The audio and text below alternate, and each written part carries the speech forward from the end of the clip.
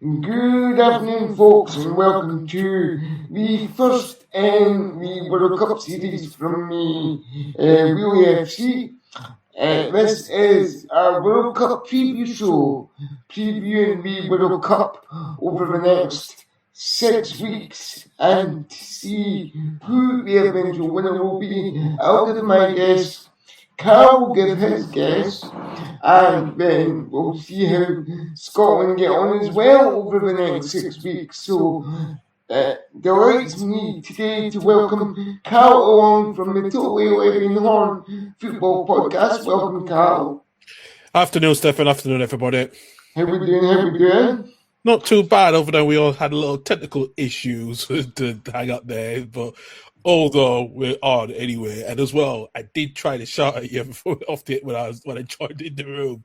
And you listening to your intro, like, mate, I was waving and stuff, But there it goes. Is what happens when you using software. So yeah, and this makes a nice change having you on my channel. So thank you very much for coming on. You're the first guest on WheELYFC TV ever. So thank you for being that. It's not surprising. I'm always going to have to. I was going to be the first one anyway. So we've got the World Cup starting today, as you know, Karl, in Mexico in the famous Azteca Stadium at 6:15 in the evening, our time for the opening ceremony. But over in the Azteca, it's 12:15 in the morning. What do you think of having the World Cup over 3 countries and a hell of a lot of different time zones? Plus, for us in the UK, we're going to have to start off late to catch our team's games, aren't we? What do you think on that? Well, you know me as a huge American sports fan. I'm usually staying up late at night watching all the NBA basketball, baseball, American football at those times. Anyway, it's common for me, so this is my norm anyway. Hosting it's a big or huge World Cup. Hosting in 3 countries is. It's quite challenging. We've had hosted in 2 countries in the past, with Japan and South Korea back in 2002. But this is a new norm that we are expect to see multiple countries now hosting because of the cost of the World Cup as well. So everything's so different now, it's gonna be interesting how to deal with that. It's gonna be tough as nails with that one, and that's something you gotta be very wary now of. How now it's gone from 4 to 6 weeks now, so yeah. But it's gonna be the most expensive World Cup because of the way, and I don't want to try to get politicized, but in the way it has been an issue when fans have been denied entry into the US, mainly to support their teams and stuff as well. And yeah, it's gonna be this. I hate to say this is gonna be the most politicized World Cup ever in history because of one man who's dominated the world, and he wants to keep himself in the media, but we'll try to make sure it stays a football. But there's a chance that it's going to be politicized. But you never know. Yeah, I mean, there's obviously stuff coming out within the last sort of 24 to 48 hours about a certain man behind the scene, let's just say. Let's just say the FIFA president, there's stuff coming out about him, so it just goes to show that even though we got rid of the dead wood after the last 2 had with we slept back to now got someone else. The problem is with Infantino, and this has been the norm because he's done this at the last World Cup. The way before in Qatar, the FIFA World Cup, he's done the same thing again of denying things, and that's it. He's like, he's not the person that we voted for, that FIFA vote, that the members, the Football Association voted for 10 years ago. He's lost his soul, So pretty much, he's always going to say this stuff, and he's going to continue. And like I said, I think he will continue for the next 10 more years because the next World Cup is going to be across in Spain, Portugal, and Morocco, and with the centenary game in Uruguay, Argentina, I think Chile as well. But the World Cup after that is going to be in Saudi Arabia. So that is the question. I think he's going to be there. He's knows. I think he's one of the strongest man. That is going to be unopposed. No one's not going to challenge his authority. That's right, and of course, obviously, this is the first World Cup ever in history to have 48 teams instead of the usual 32. So it's almost like mini leagues in the group stages. Then you've got another round before you even get to the last 16 in the quarterfinals. So I think the expansion of the World Cup is a good thing because it invites more countries to play on the world's biggest stage. Countries like Curacao, Cape Verde, Jordan, Uzbekistan, Iraq had it their first World Cup since 1986. So congratulations to all these countries for either debuting in the World Cup or coming back to the world stage after such a long time away. Do you think the expansion to 48 teams is a good thing, or should it have just stuck with a traditional 32? I think I'm more on the balance. I understand we need more teams, especially because the dominance how UEFA has with its teams, have the most teams that qualify for the World Cup. So there was always going to be a balance of bringing in more African teams and more North American teams, because, like I said, but it's a question is, are you diluting football with quantity over quality? And that's something that's going to be very careful how this is, because especially, because some of the players have all come back. Most of them come back who were just in the Champions League final, such as Arsenal players from Arsenal in the English squad, and most of the Brazil. They've had to have an extra week to recover. Same with PSG as well. So technically, it's a bit of it's interesting to see how does all the 48 teams manage this squad properly when it comes to the next 6 weeks, 4 weeks. There's always been the maximum. 4 weeks was always good because it gave everyone a break, but because, like I said, all the leagues across Europe are going to have a little bit of, mainly the Premier League will have a bit of a late kickoff. Usually they kick off in the second week of August. They've now moved on to, I think, they kick off in the 22nd of August. So they started a little bit late. So it's going to be interesting to see how the first couple of weeks go, the first week or two does, because there's going to be a lot of games. It's going to be very demanding, especially the players who are playing more than 60 games across last season as well. I should also say that Scotland have qualified for the first time in 28 years, along with various other countries, of course.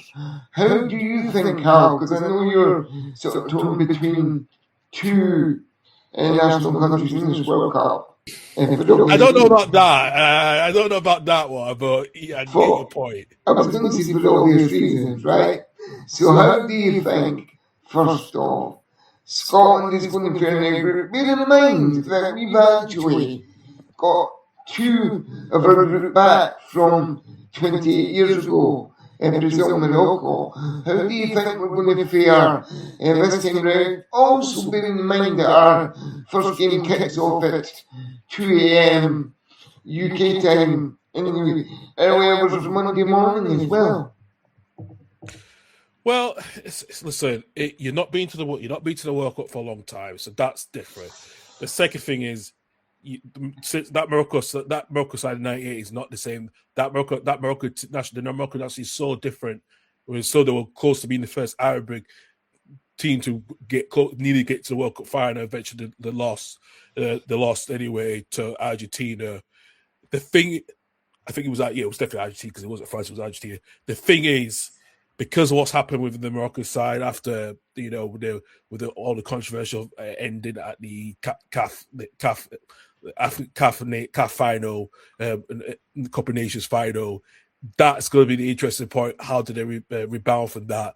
For Brazil, under the brilliant manager of Karl Ancelotti, and like I said, him going in his managerial job, and to make that decision to choose Neymar, despite Neymar not being in the best, not being the fittest enough, and there was a lot of decisions why they didn't take João Pedro, who missed out on the World Cup. So in a way, it's how you do the teams, because I think Morocco. I think you have a bit of a good chance, especially they got very good players there. Diaz is in that squad as well, so they've got a very good squad there in that Morocco side. Brazil with the selection of Vinicius Junior, Endrick in that squad as well. You've got my kid.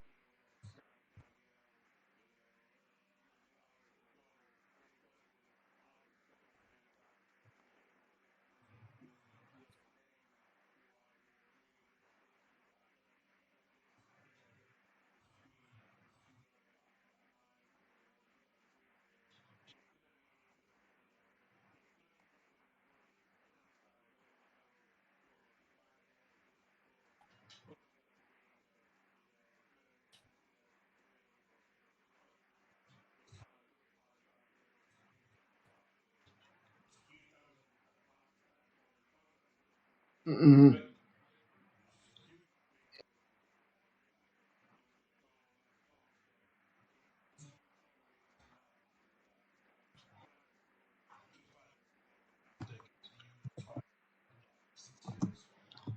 And obviously, if we miraculously qualify, which I think we do in third place, I think we'd actually fare quite well in the knockouts. This is a strange thing. We've beaten Spain before, we've beaten Denmark before, we can beat anybody on our day. But it just depends what Scotland's going to turn up in that first game in the early hours of the 15th of June.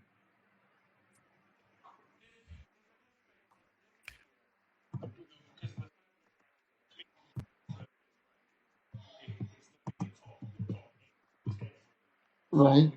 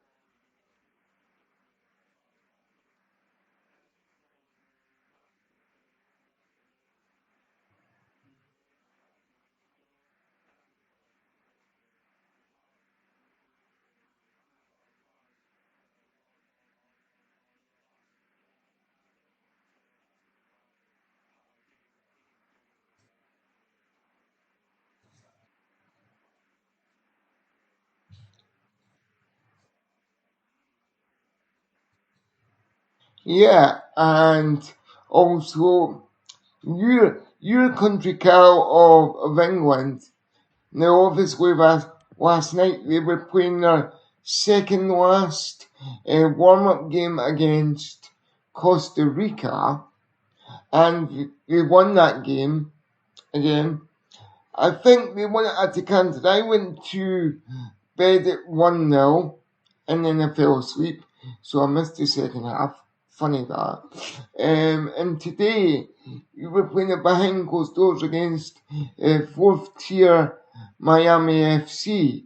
So, do you think England will get to their usual customary position of between the semi-final and the final, or do you think they'll be sent packing earlier this year with it being a 48-team competition instead of a 32-team competition?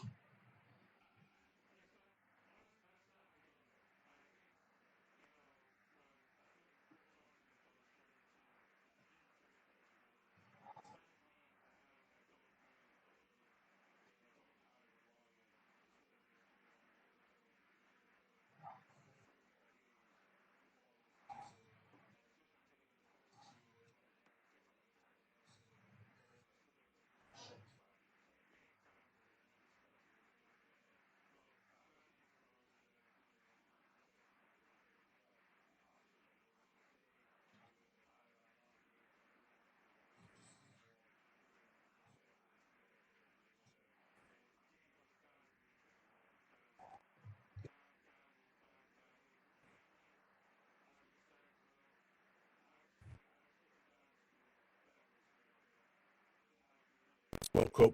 They have the, especially got players like Semenyo, who is a huge player as well. So, matter of fact is, look at this. You got Semenyo in there, Iñaki Williams, Jordan Ayew, Abdul Fattah, Thomas. Well, less say about Thomas Partey.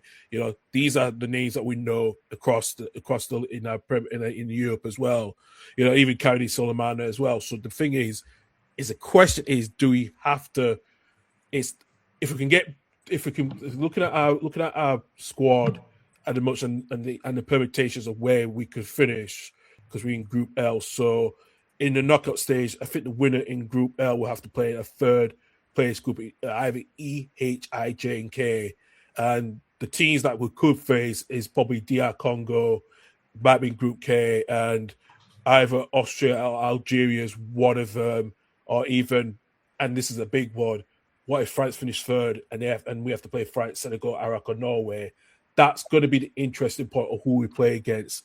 In that, if we get to the round 32, can we compete against them? And that's the big question.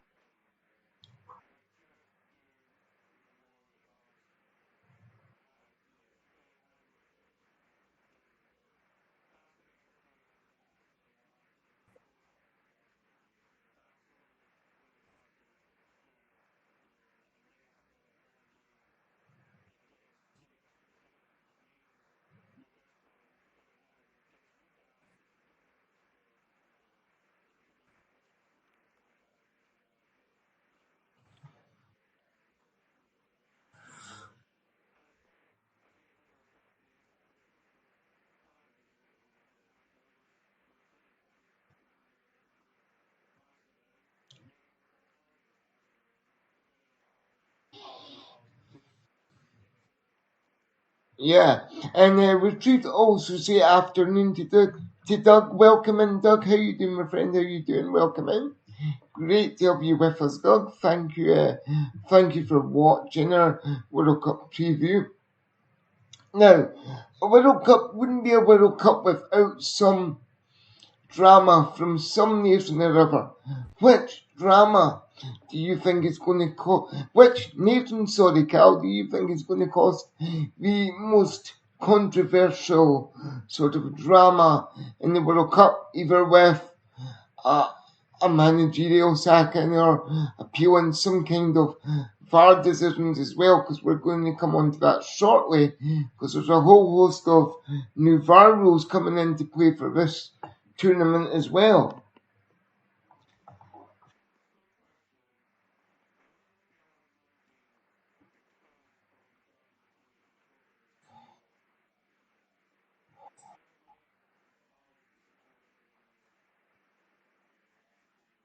Mm-hmm.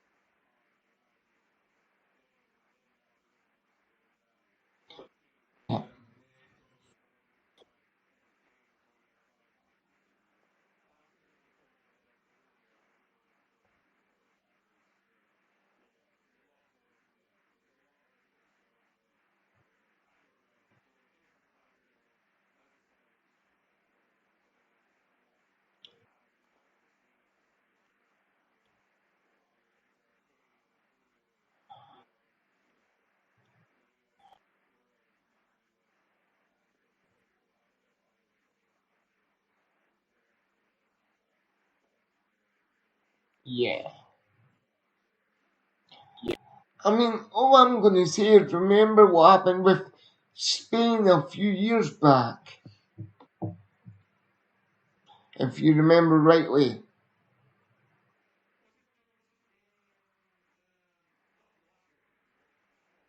That's right, yes, Russia 2018.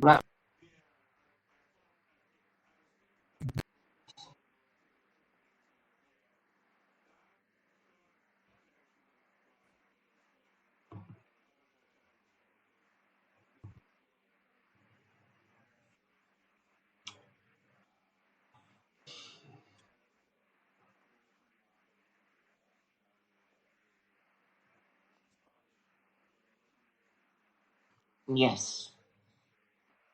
Yeah. Yeah.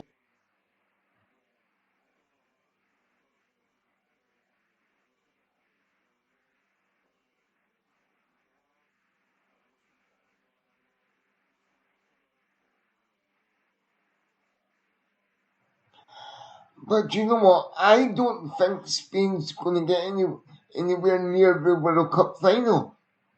I really don't.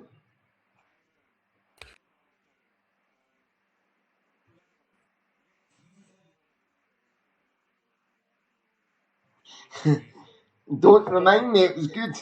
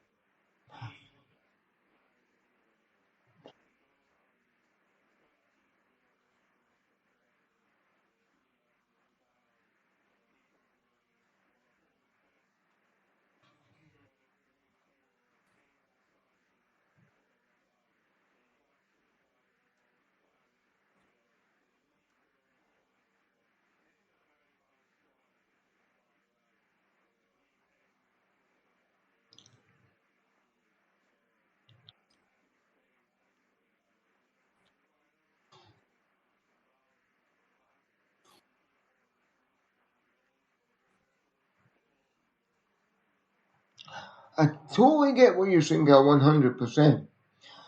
But I'm going to go out on a limb. I'm going to say it's going to be an Argentina-Germany final. Reese will be happy at that. If Reese watches this later, more power to you, pal. And I think Germany will beat Argentina in the final. Do I think it will go all the way to penalties? I'm not sure yet, but I've just got a feeling that Julian Nagelsmann and the German squad are going to win the World Cup.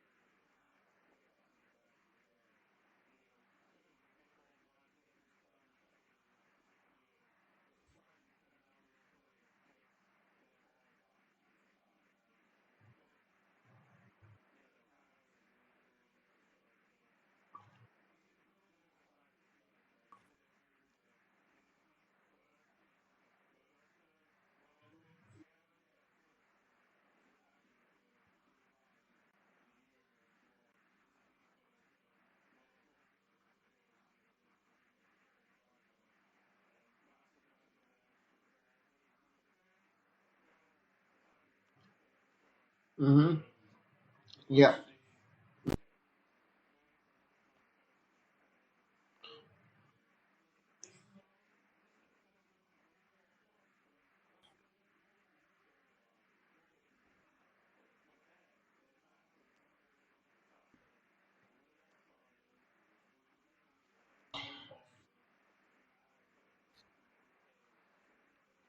Yeah. Mhm.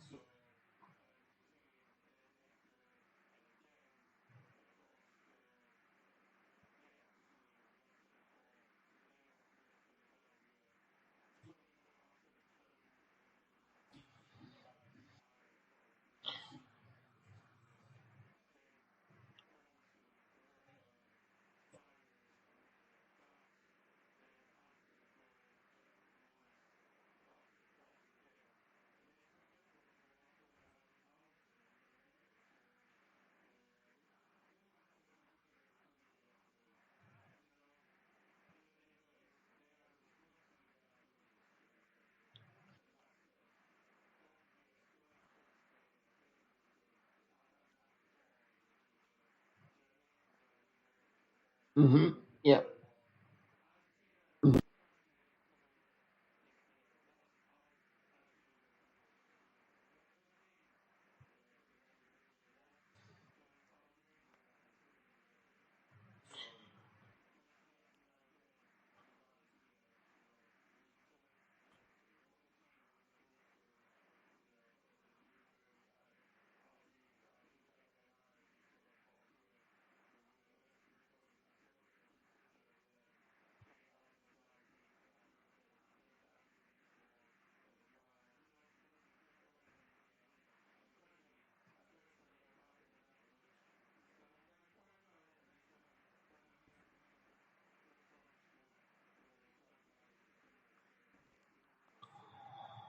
Okay then, so off the back of that, what you were saying about socks, Karl, from each group, give me your sock team to qualify for the next round after the sort of group phase.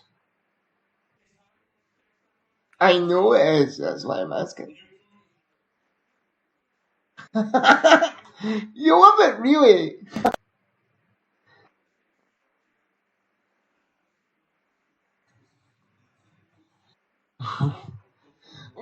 Well, do you know what? It doesn't surprise me. It's 3 guaranteed games, and after 28 years, that's all we can ask for, right?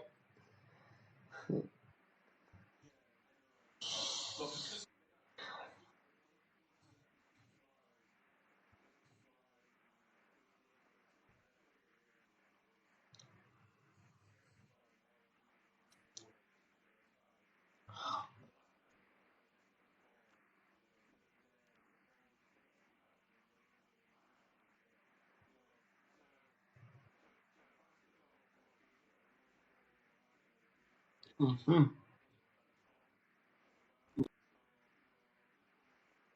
Yeah.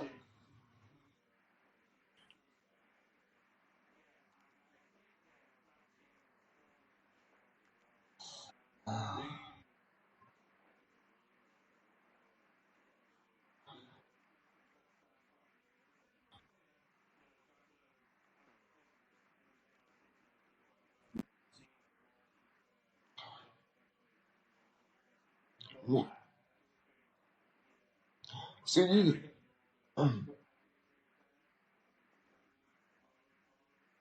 Panama. Pan-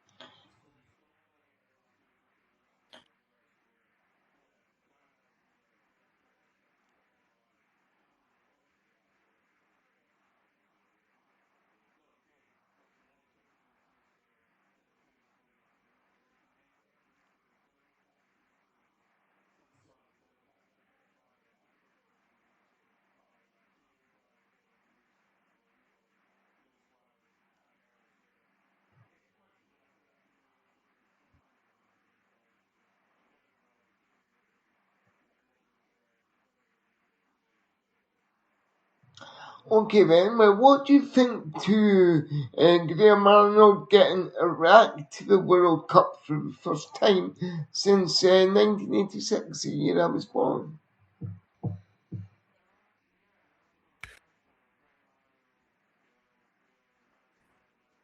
Mm-hmm.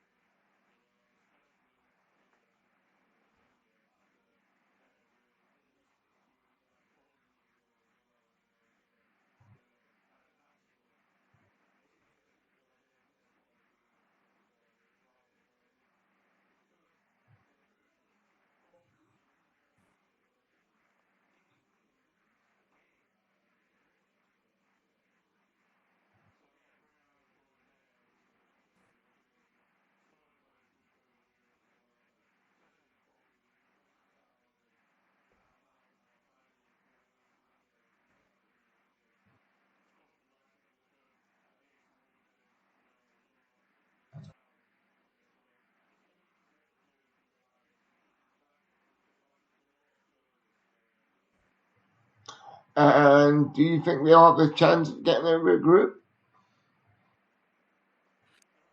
Yes.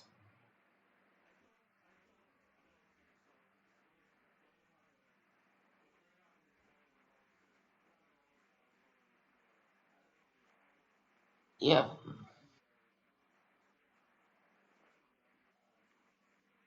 Mm-hmm. Yeah. I mean, it is for Iraq. That could be seen as the proverbial group of death, the group of shit, really, for them. I think Norway will definitely get out of the group. France will definitely get out of the group because all my friends are back in France to win the whole thing. Now, that I'm not so sure on because we all remember after the World Cup in South Africa, or rather during that World Cup, how petty France got during that World Cup.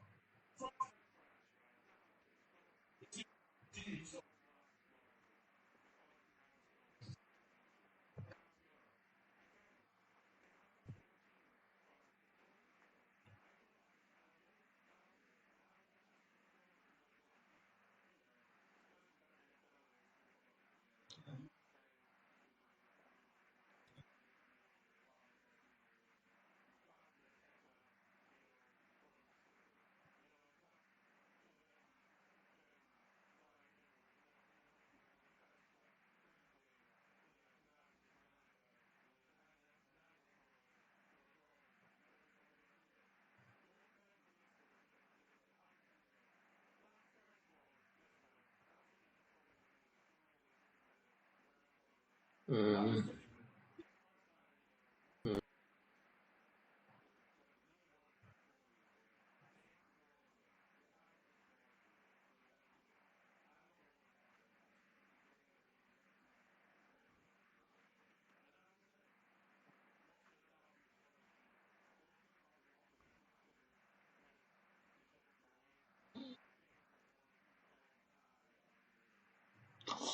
Alright, Karl.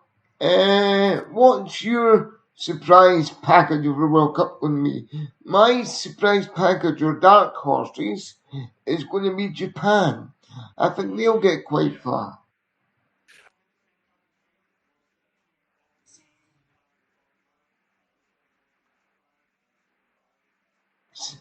So you're not changing. I'm giving you the opportunity here to change if you want to, but if you're not No, changing,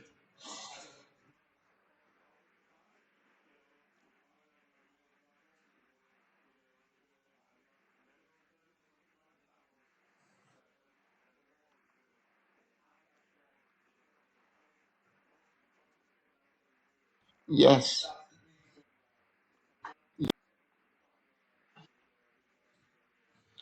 Right.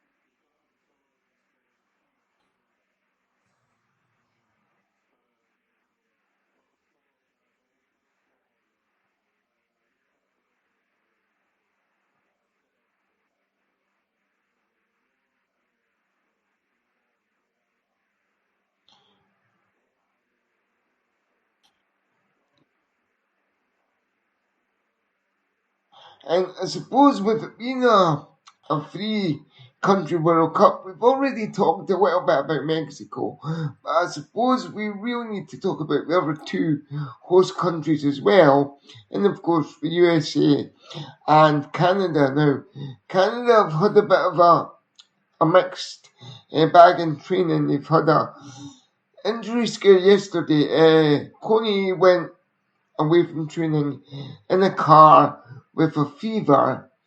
And bear in mind the Canadians play on Saturday. So how do you think the let's just say third host country is going to do in this tournament?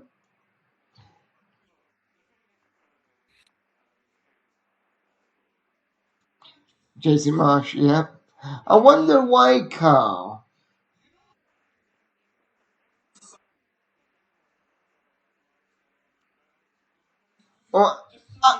Well, I know why, but viewers might not. So you maybe want to give a little bit of context here.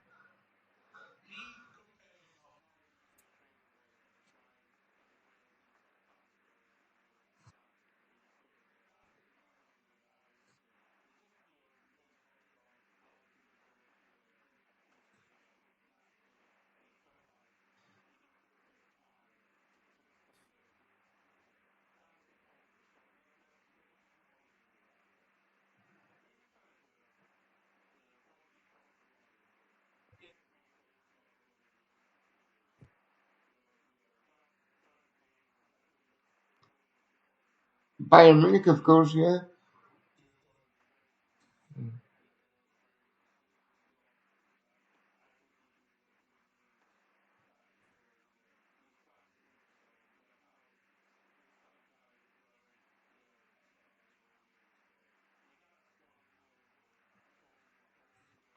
That's it, Alfonso Davis at Bayern, yeah, yeah.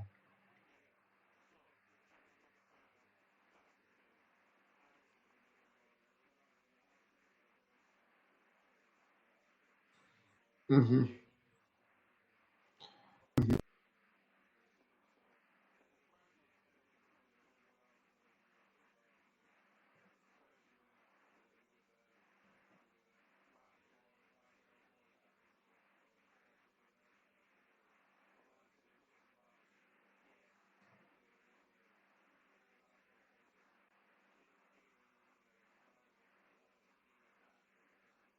Mm.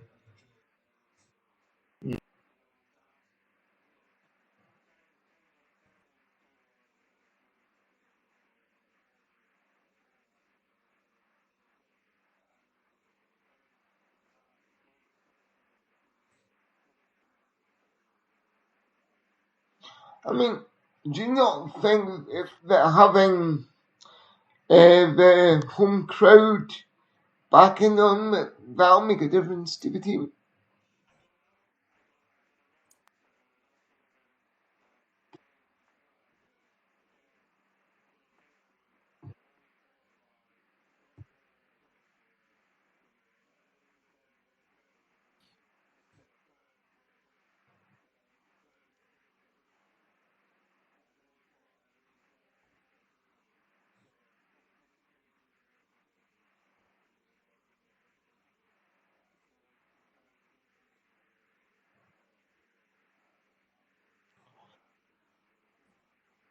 Yeah, that's right.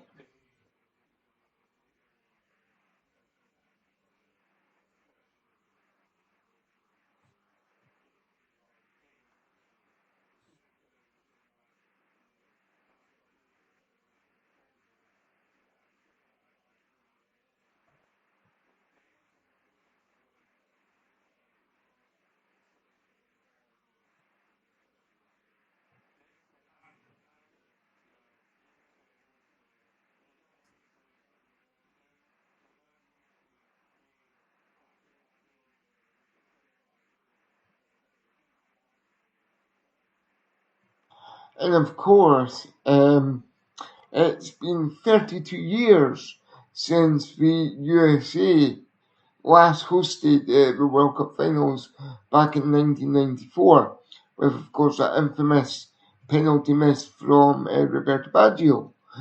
But do you think that the US will have a good showing in this tournament, bearing in mind who the man was that got the World Cup to the US, because he's in Giovanni Infantino's back pocket, basically, at FIFA?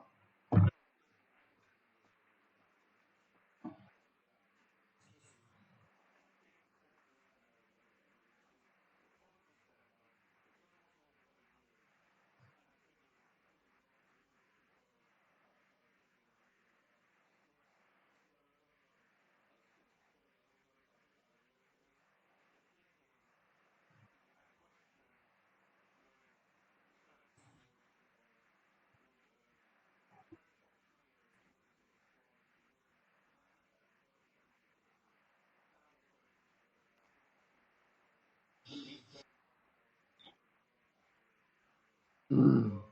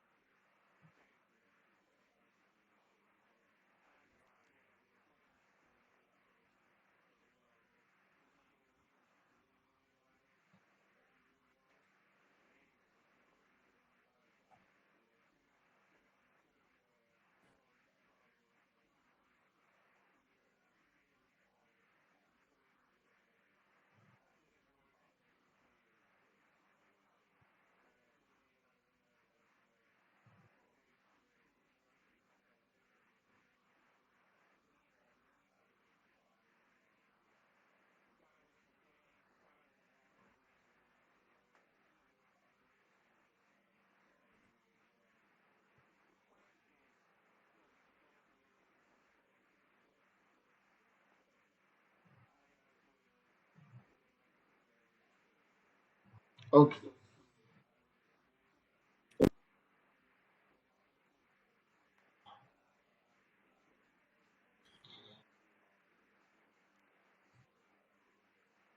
Yeah, well, you just actually answered my next question, Karl. It was going to be which of the host nations is going to get it furthest, but you've just answered it by saying Mexico. And of course, Mexico will have a little bit of flair and trickery up their sleeve.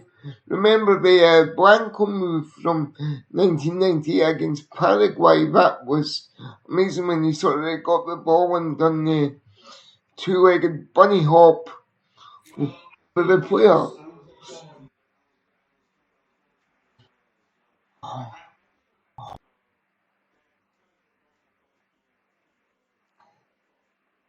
Yeah.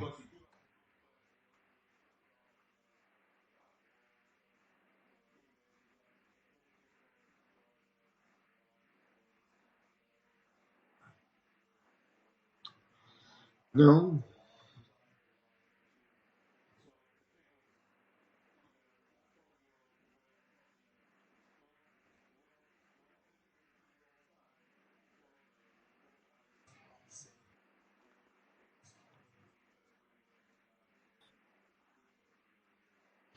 Of course, it's Mexico versus South Africa tonight at 3 a.m. Local time or 2 a.m. local time. I think it's 8:15 p.m. here. So what's that? That's 2:15 a.m. local time. So out of the first game, give me your predictions for that between Mexico and South Africa, please, Karl. You love this! You do this to me and Reese on a Saturday, man. Come on.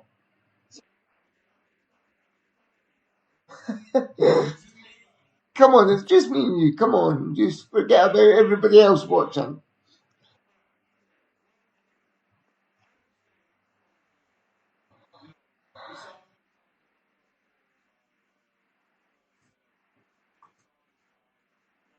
Yep.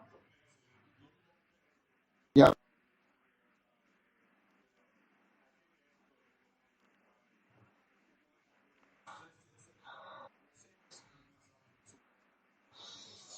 Mm.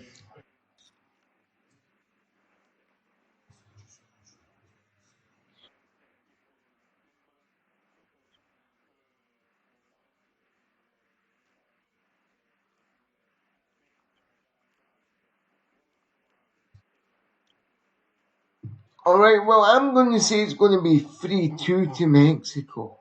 3-2. A high-scoring game. I think there's going to be loads of goals in this World Cup as well, by the way, Karl. I think this is going to be one of the highest-scoring World Cups we're actually going to see.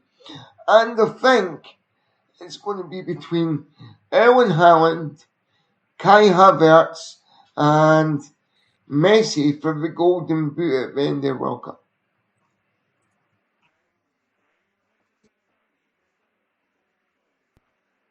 Come on then. Who am I missing?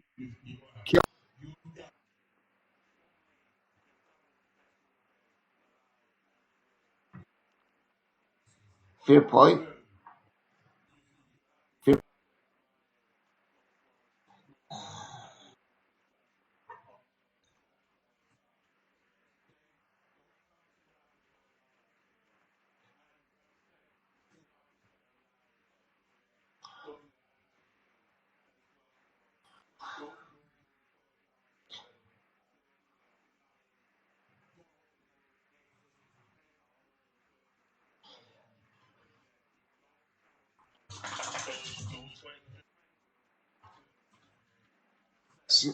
So, okay.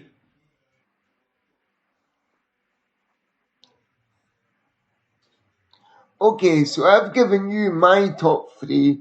You've sort of given me yours by saying Lamine Yamal, Ronaldo, and Nico Williams. Is that going to be your top three?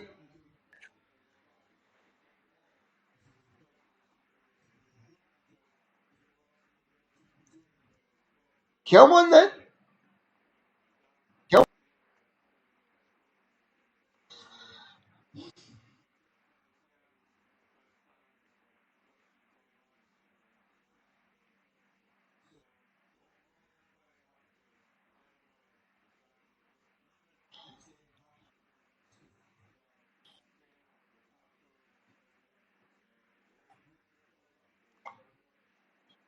And do you know what I was reading yesterday, Cal, actually? There's not just going to be an opening ceremony in Mexico. There's going to be one in Canada and in the US as well. All the countries are going to have a open ceremony.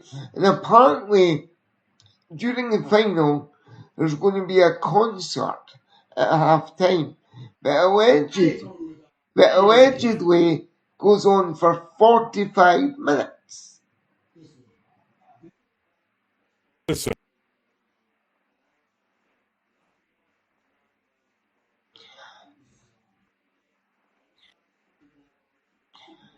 Exactly. No. No.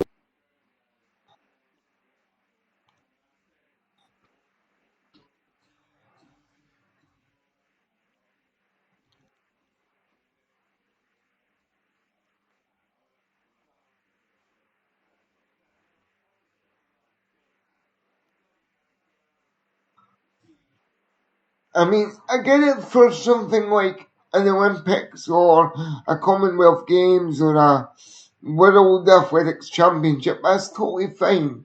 Because their ceremonies go on for yeah, about 3 hours anyway. But this is soccer. It's not American football, right? It's soccer.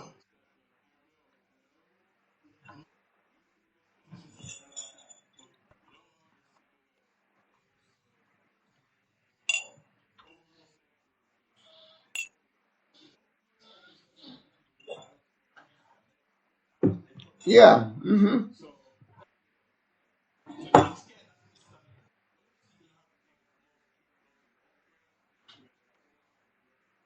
The the heat as well, actually, to be fair. The heat's going to play a big factor, folks. The storms as well, yeah. I mean, look at the England game last night. It was delayed by what? Almost 2.5 hours because of the storm coming over the area. It, it was meant to kick off, I think, at 9 p.m. local time, which would have been which would have been about um, which would have been about 4 p.m. Sorry, which would have been no, sorry, let me do this again. It was meant to kick off at 9 p.m. UK time, which would have been 4 p.m. American time. However, it was pushed back to nearly 6 or 5 or 6 p.m. American time, 10 p.m. here because of a storm. So we're going to have to get used to that, I think. Games might not kick off at their scheduled time depending on the weather. Now, if a game does get postponed or cancelled due to the severity of the weather in some parts of these countries, I mean, how's that going to work with currently it's 104 matches that this World Cup is going to be kicking off tonight. After tonight, you've got 103 matches. You've got another 2 games tomorrow, which takes you down to 101. You can see where this is going.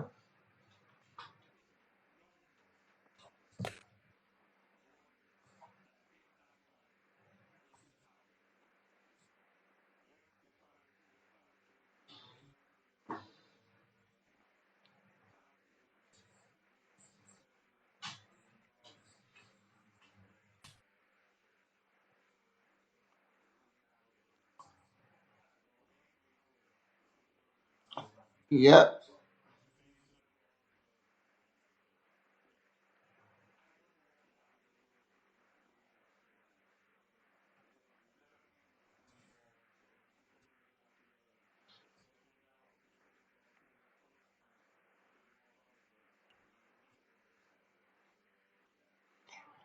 We certainly don't, and I think that this is a good trial run. I mean, I know the Euros, for example, in 2028 could be in the UK and Ireland, so I think this is a good trial run for them international tournaments in the future.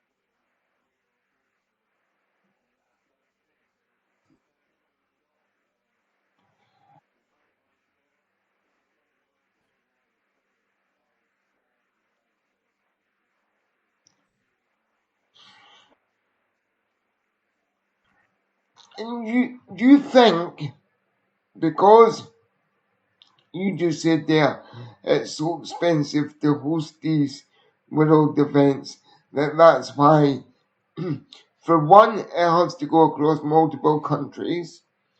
Two, that's why ticket prices are so damn high. And three, that's why fans are kicking up a stink about the price of tickets for these events. And of course, because they've expanded it as well, so yeah, that's your fourth.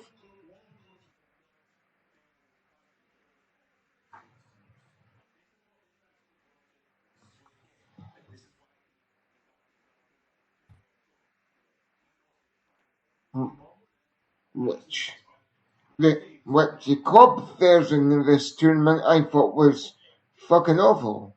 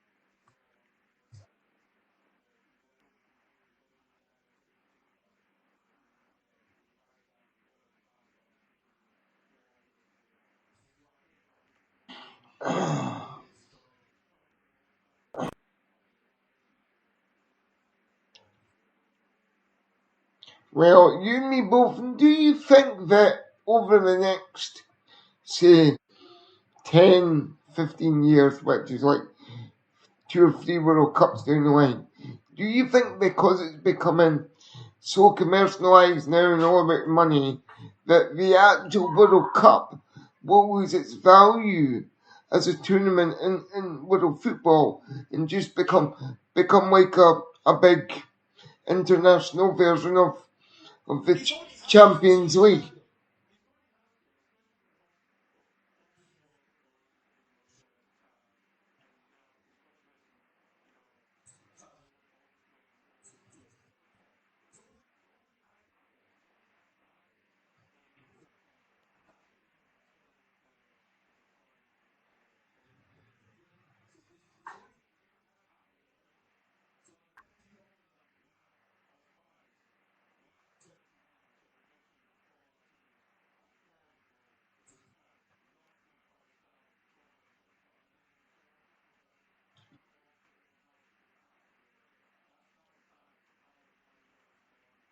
I quite believe that as well, Karl. Quite believe that. Yeah.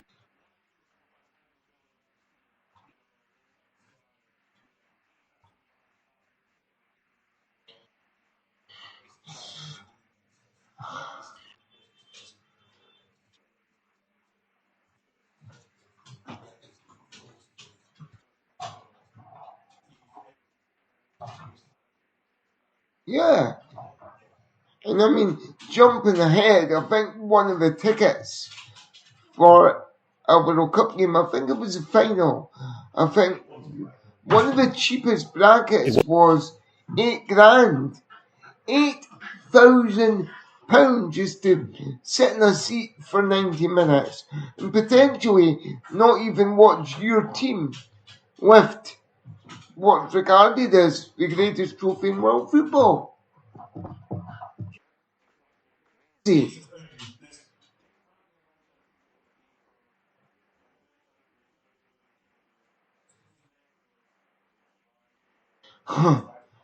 well, we already have, because apparently I've seen this on another YouTuber's channel.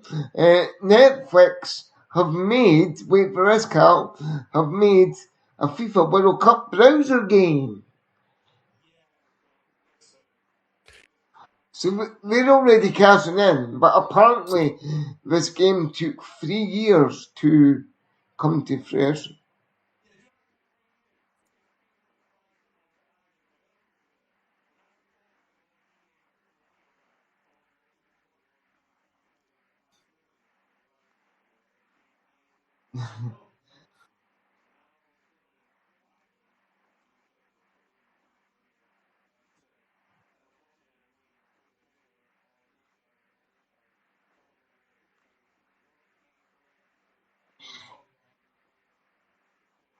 Honestly, I've seen the chap that I watched. He was playing the game actually on the video, and it looks so shit, like a 1990s version of a FIFA World Cup game.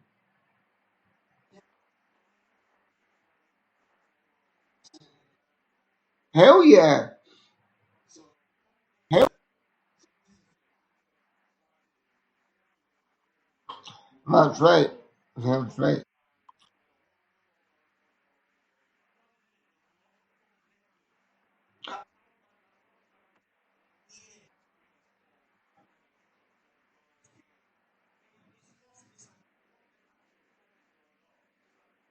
What's going on? I remember the days of buying a World Cup game on, at the store, playing it. Yep. We don't get that anymore since they've streamlined it, and it started after the 2018 World Cup because they didn't launch a separate game for that. They put it as a pack for the FIFA 18 at the time. This is where we're going to. Exactly. So But guys, if you do have a PS4, PS5, you can, if you have WHEELYFC 26 installed, you can get the World Cup. However, it's not called the FIFA Team World Cup. It's a rip-off version. The World's Game. It's a rip-off version. I discovered. Now, on the channel, maybe just for a bit of fun over the World Cup, when there's no, let's say, high-quality games on, when it's like a bit of a mundane fixture day, we might do a simulated version of the World Cup or the World Game. I don't know who we're going to go yet. Again, that name. We'll see. Seriously, Stephan, that name, seriously, it annoys me because it's not bloody right, you know. So yeah. I know that, you know that, everybody knows that, but because we had the big following, the big spat with EA or Electronic Arts, as it's known, apparently it's never going to be resolved. Yeah, they're not going to get back together, so it's not, you know, it's like a relationship. You can't get back with your ex. That's not going to happen with EA and FIFA. Even now, EA is being bought by the Saudis, and it's going to go private, and also Donald Trump's son-in-law. Sorry. Just back up a bit there. What did you just say? EA has been bought by the Saudis and Donald Trump's son-in-law as part of that bid. What, by the Public Investment Fund, the PIF? I think so, yeah. Oh, for cheating hell! No, it's not. It's not them. It's actually not Public Investment Fund. It is actually a Public Investment Fund. No, you're right. It is Public Investment Fund for $55 billion, and that deal's supposed to be closing soon, which means it's going to go into private ownership, which means that, yeah. Well, let's not let that put a downer on this show, folks. I will still continue to play EA games, trust me on that one. Listen, wait till the prices go up, then you see, so... Well, I just get them when they're really cheap after we've been like it for about a year. Yeah, but just remember, the Saudis want their money back after spending $55 billion on EA, Stephan. How are they going to get that money back? We'll just make sure that the Saudi Pro League is the best league in the fucking game. What do you think? Of course. So, yeah, they bought EA as a whole company, not EA Sports, EA as a whole company. Which means, yeah, they didn't buy esports, they bought EA as a whole company. Which means certain games will probably be questioned because you know what the Saudis like with them being so conservative.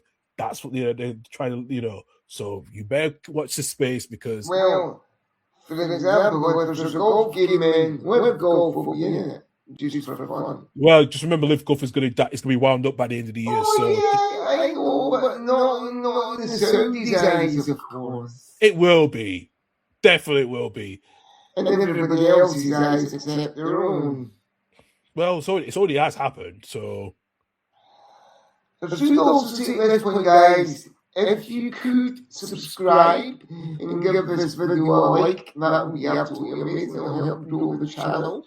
All the handles for the various socials that I'm on under WHEELYFC here along the bottom there. Please do follow or subscribe to every single one. That would be amazing. I will be back on tomorrow and every Tuesday, Thursday, Friday, Saturday during the World Cup at 2 p.m. Maybe with some special guests, or maybe just on my own, but we'll have to see. And there'll be more selfless talk like this. But as we get into the World Cup, it'll be more exciting because we'll be able to chart the path of the 48 teams in the tournament.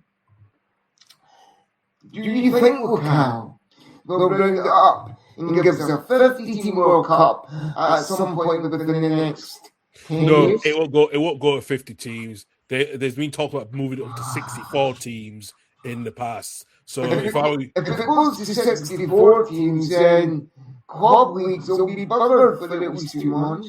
Exactly. So that's the problem. Yeah, listen, it's going to stay at 48 for the time being. It's not surprised they'll go up 12 more. That's the rules. They'll go up 12, 32 to 48, which is, okay. 16. 16. So 48 to 64 will be 16 again, at least. Maybe more than that. A 64 team international competition. I'm sorry, but that's going to be hell on earth to organise. Yeah, so you're going to have another 16. Crazy. Yeah, so it's going to be another 16 teams. I know if it makes it 64, which they were talking about trying to do, maybe particularly for this World Cup, they were trying to get 64, but it stayed at 48. There were talks that they were trying to get 64, but that never came, but they're stuck at 48. But they don't. But in the future, there's probably might be up to 64 teams in 15, 20 years time. Do you know what my one hope is from this World Cup? Is that we see Steve Clark actually smile either for a prolonged period, either during an interview or when it pans to him on the touchline. Because he's normally such a door-faced manager, it's unbelievable. And just remember, Karl, after the next World Cup in 2030, where's Steve Clark going? Leeds. He's not going to Leeds because Leeds will be more in the buddy champ, but will be competing in Europe. And with his style, no, I will take another. I will take another German, Spanish, Italian manager over a Scottish one. Last time we had a Scottish man in charge, look, it didn't work out well. So I knew that would get you. I knew that would get you, Karl. Oh, shut up. That's why I just laughing. That's why I came back to shots fired back at you and say and explain my reasons and say, when's the last time a Scottish manager did well at Leeds? Probably not since either Billy Bremner or Jock Stein and the guy McAllister. So I'm just being brutally honest with you. Or even Steve Evans was the last Scottish manager in charge at Leeds. So if I were you, be careful what you wish. Be careful what you earn, Stephan, because I could come back and give you some stats and hit you with it. Why don't you? Shit. I already did. I thought you had more in your locker. Listen. I had a long night last night, particularly after I was out. Yeah. So technically, leave it be, right? Yeah. See, your body clock is used to having late nights. Mine's isn't. That's going to be a problem. Well, listen. As I said, try if you work 12 hours when you work 12 hours a shift, like I used to do nearly 10 years ago. Yeah. Then you know why. Yeah. So there's a reason why I've done this for a long time, and like I said. Yeah, because I watch my late night sports, American sports, more than most of you guys that I know do. So, I just hope that BBC Scotland or Sports here are going to do like the Matt replays like they do. No, it's all controlled by the BBC down in London, in Salford, actually. So we're going to have to do something because we truly can't expect school children to stay up until 2, 3 a.m. for example to watch their favorite. Well, sports team won't be involved because they never get involved with the World Cup stuff anyway. So that's the thing. Sports team's always been more based around the football leagues across, and that's it. Nothing to do with the World Cup, which I know in the past they don't. So I would just be honest with you. They do it for the Scotland games because of the qualification, but that because it's under the one banner with the BBC co-hosting it with ITV and STV. Mm-hmm. Both, yeah, you should understand the BBC control the whole of the BBC controls, especially for the Scottish output. They will put their Scottish presenters and pundits and commentators on for the games in Scotland, but across the UK it'll be a generic commentary, British commentary. So I mean, I think I will be watching STV's coverage slightly more than the BBC's. But, well, here's the thing: ITV's, because STV is an output of ITV, but it's all going to be the same.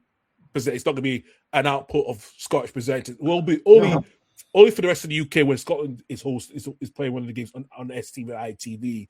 But in general, it will still be either Albie Coyce or someone in that commentary position. So sorry, when you go. I've said my piece. I just said what I've had to say. So he was a brilliant player for Scotland at World Cups and Euros. But I think, and this will shock you, did you hear the result of Scotland's most iconic goal ever? You mean the one against Bolivia? No. The competition he had for the most iconic goal between World Cups. No, I didn't, because I haven't really bothered about that as much anyway. So, all right. Well, I'll inform you as to who got that. Archie Gemmill got it for his 1978 goal against the Netherlands. Okay. However, who came second? I don't know. Oh, come on, bicycle kick. That's what I'm going to say. McTominay, I just said McTominay. I said I don't know. Listen, I'm not more Scottish for the Scottish classics or the football classics, right? Than you. So yeah. I mean, if you ask me, that was an iconic goal by Archie Gemmill. But I think Scott McTominay's goal against Denmark was the most iconic goal ever for Scotland at a major tournament. Okay, that I understand that, but have you seen Archie Gemmill's goal, the way he scored it? Yes, I've seen it about 40 billion times. Right, exactly. Yeah, I get that exactly. So was that because when Scotland qualified for its first World Cup in 1974, right? Isn't it? Yeah. Mm-hmm. Is that when he scored in 1974, the 1974 World Cup, or was it 1978? I'm pretty sure 78 against the Netherlands. 78, yeah. So pretty much because it was in Argentina, I think because it was the second World Cup, no, the fourth World Cup appearance actually. There's a reason why actually goes the way he scored it because with football, with modern football is now a lot more advanced. That was the way he had to score. That's a lot harder than it is now.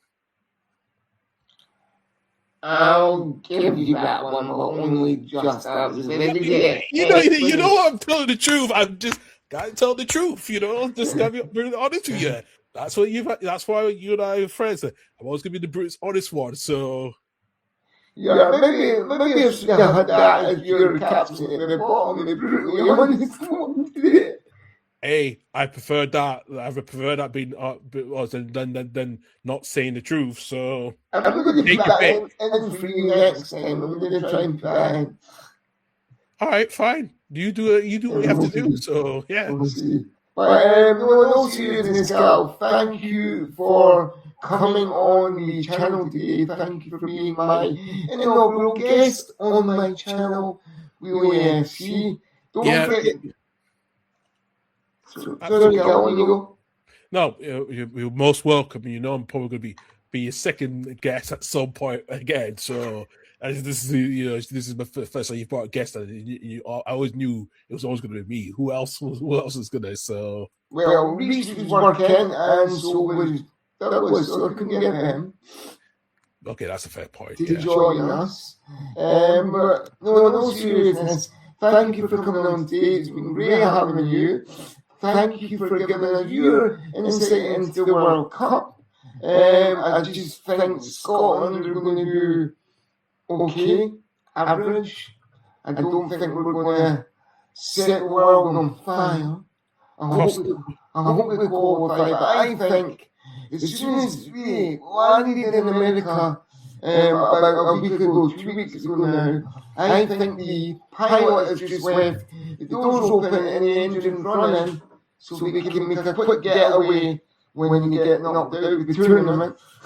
But in all seriousness, guys, The opening ceremony is tonight on ITV and STV from 6:15 UK time. Obviously, if you're an international viewer to this channel, check your local listings with your TV provider.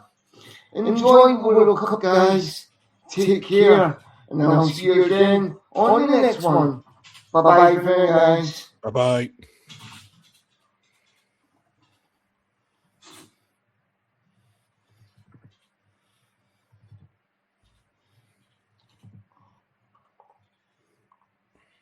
Hmm.